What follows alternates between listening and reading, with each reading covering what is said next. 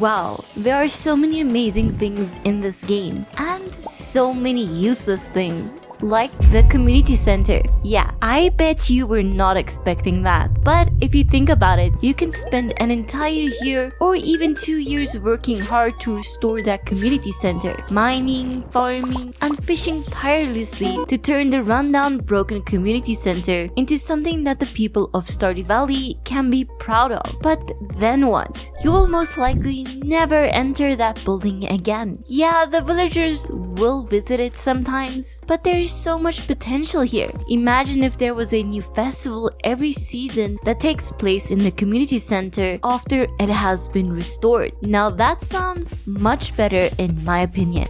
Robin is great. She is the best carpenter in the valley and allows us to become rich with pigs, sheds, and whatnot. So you should definitely give her gifts to show your appreciation. Once you reach 6 hearts with Robin, she will give you a gift, the recipe to craft your very own flute and drum blocks. Now, I know there are some legendary people who have made entire songs using these, but for the majority of us, these items are just absolutely useless. Trying to make something that sounds good is pretty hard.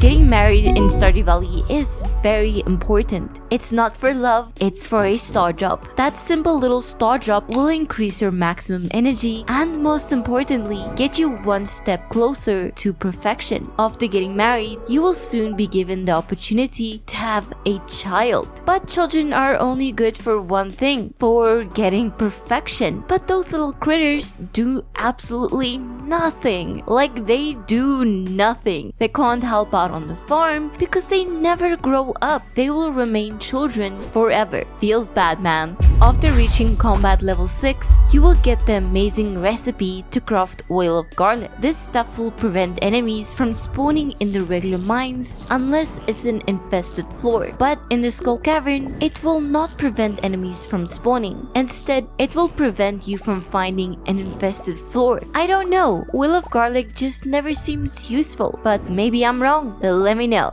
Robin just sent me some mail. If I have extra stone, I should bring it over here and build a well. Sounds like a great deal, right? No, the well is, well, not very well thought out idea, if I'm going to be honest. There is usually always a water source close enough no matter where you plant your crops, regardless of what farm type you have chosen. Spend that 1000 gold on crops or an actual farm building that houses animals. The well is best used for decoration once you don't have to worry about money or resources. Lucky rings are highly effective if you stack them with other luck buffs. You will be swimming in fishing treasures and treasure chests in the Skull Cavern. The most reliable way to get these lucky rings is by panning at the dig site on Ginger Island. But after finding 2 lucky rings, will you ever use that copper pan again? If you see these shimmering lights randomly on your adventure, are you going to stop, grab your pan, and use it to get some stone or coal? Yeah, I don't think so.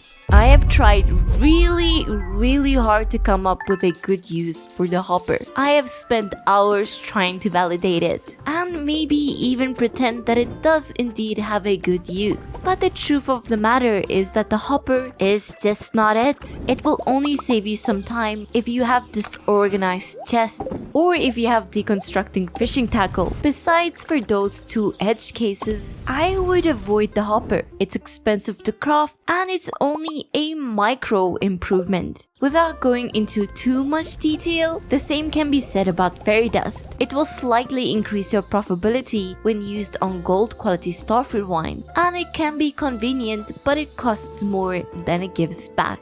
Okay, I have previously stated that you should upgrade your trash can if you have nothing better to do. But realistically, it will never pay for itself. To fully upgrade your trash can, it will cost you 21,000 gold and a bunch of valuable resources. The majority of players do trash items in this game, but they are not trashing items of value. A fully upgraded trash can will reclaim some of the gold back when trashing items. But if you drop drop things that actually have no value into a trash can, you are reclaiming basically nothing. No one is dropping starfruit wine into a trash can, and you cannot convince me otherwise.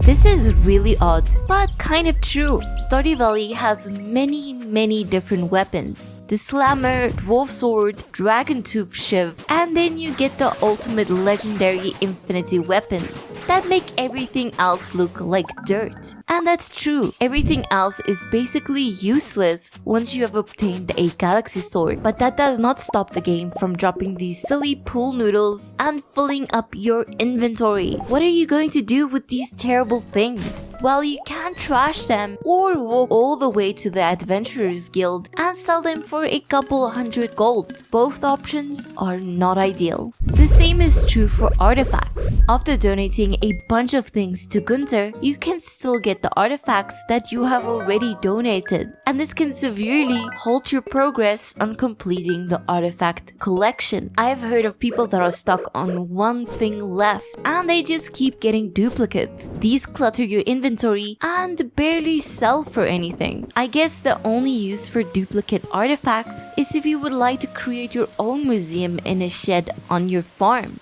Mushroom trees are kinda cool, right? Yeah, they're cool because they're rare. Waking up one day to find a random mushroom tree on your farm is pretty awesome, but they are not rare anymore. We can purchase mushroom tree seeds from Mr. Key for the low price of 5 key gems. And what do we do with the trees? Place tappers on them to produce low value mushrooms with a tiny chance of producing a purple mushroom. Yeah, that's kinda cool, I guess. Well, at least it is better than placing tappers on mahogany trees. These trees are awesome on their own. They make hardwood so easy, but when they are tapped, they produce sap. Sap? Ah, jeez, why even bother? I've literally thrown away full stacks of sap because this stuff piles up so easily from just cutting down trees for wood.